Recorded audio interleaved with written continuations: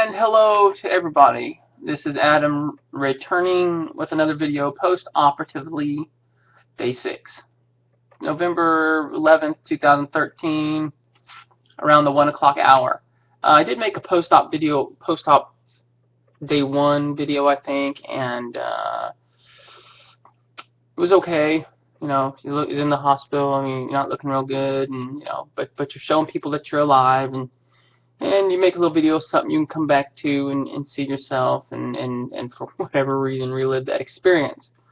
I have made a 35-minute awesome video, but my God in heaven, it takes so long to render it. I render it through Camtasia, which was a video editing software that I had purchased back when it was version 6, which is on version 8 or something like that now. Anyway, it's a couple years old, but it takes so long to render that, so I thought, I'm having a difficult time getting these videos up. I tried some across YouTube Capture.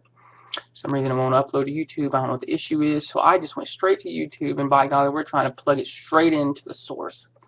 So this one will be shorter though, because I don't really really duplicate my last video, and eventually it will render and I'll upload it, and it'll be a nice, lengthy, but very detailed video. 3 days in the hospital, more like 2.5. The first day went well. I don't remember much. In fact, I don't remember much at all. What I do remember is the anesthesia got a hold of me, and it was not letting me go. Day 2 was a little more clear. I felt like things were good, but then again, I did have my morphine pump. Things were good as long as I was pressing that button every 10 minutes or 8 minutes or whatever, however many minutes she said it would do it at, but I was testing it about every 8 or 10 minutes.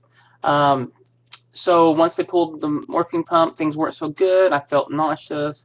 Pain wasn't as control. They were giving me liquid Lortab / hydrocodone / everything else that follows behind those names. And things weren't as well, but the doctor said, you can go home today or you can stay till tomorrow. Well, I ought to stay till tomorrow because I didn't feel like things were under control. I was walking when I had my morphine pump. Of course I was. I was walking, clicking the button at the same time. I can do that. Anybody can do that.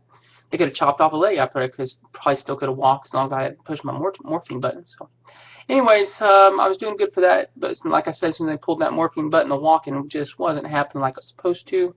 I wanted to stay a day extra. My wife got to see me a little bit day 2. She was a little more concerned that day because obviously I wasn't feeling good. I mean, the nausea got so bad that, I got the watery mouth and stuff, and just about, let it all go, and I was not wanting that. I was scared to death of that. I was going to be like a 10 on the pain scale, especially after having that surgery, my Lord in heaven.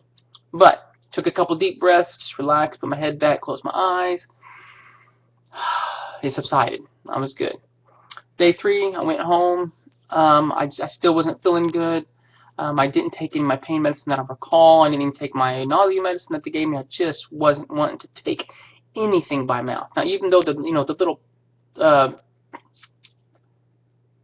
nausea medicine was only like yay big, I just didn't want nothing going in my stomach. I wasn't able to sit very much when I was in the hospital, but I didn't want a whole lot of stuff in my stomach. The Lortab was a liquid.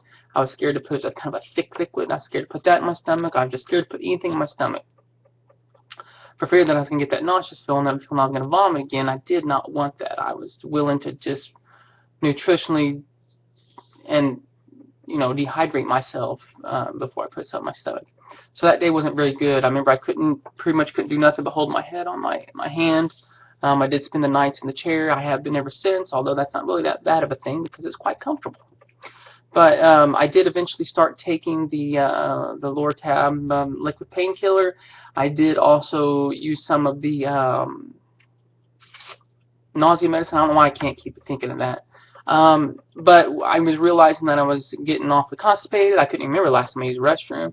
And so, a day or 2 after that, I think it was a day after that, it was like the 4th day, I decided maybe I ought to kind of back off of the painkiller a little bit, and I did that, and I didn't seem to need the nausea medicine, and things were getting better. This is day 6, so things seem a bit better.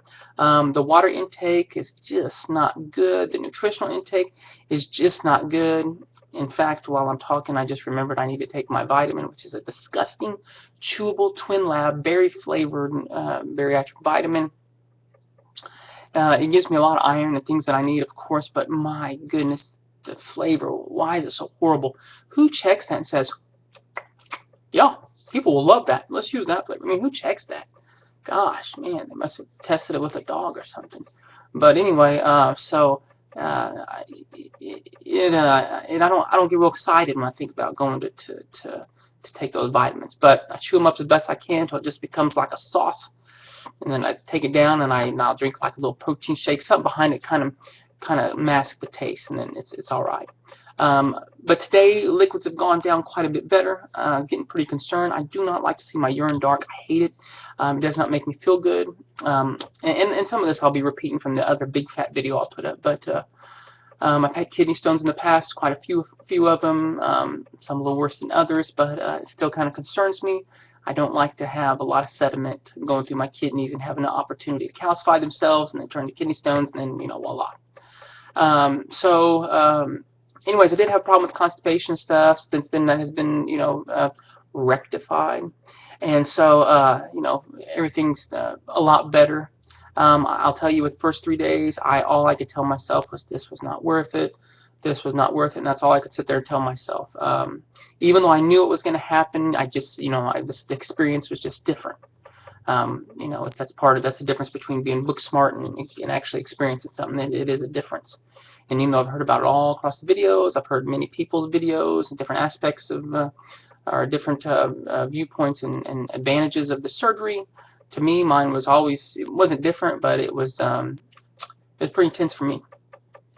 So that's just a small recap. I'm just trying to fill up a video because, man, I just cannot seem to get it going. This is just not my week for putting up videos. But I have lost to date since the start, which my journey was, I guess, March. Well, no, I started in March, but probably somewhere around May. No, May. Not March. March has nothing to do with this. But May, and to date, I've lost about 30 pounds. Most of that obviously coming from the pre-op. In the pre-op, day one, I weighed 274.6, and then today I weigh about 251. So that's a pretty good loss between the pre-op and then of course the surgery. Of course I enjoy dropping the pounds. I've got a lot of clothes waiting on me to wear. But I just wish I just realized that a lot of weight's dropping, but then again, a lot of muscle mass has to be going, and the nutrition's just not there like I would like for it to be. So even though the weight's dropping, I really need to focus on getting things a little more level.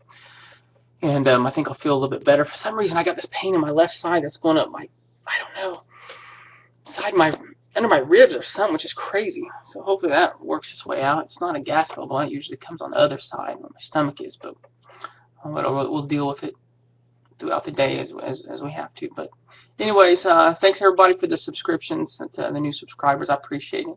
Thank you for wanting to share my journey. I try to also subscribe to the channels that have subscribed to me and also sharing their journey as well, because without the videos that I saw before my operation, I would have been kind of lost and probably crying like a sissy girl and thinking that I was going to die. So, I'm very thankful for the videos. Good luck to everybody, and we'll catch you all in the next video. Thanks.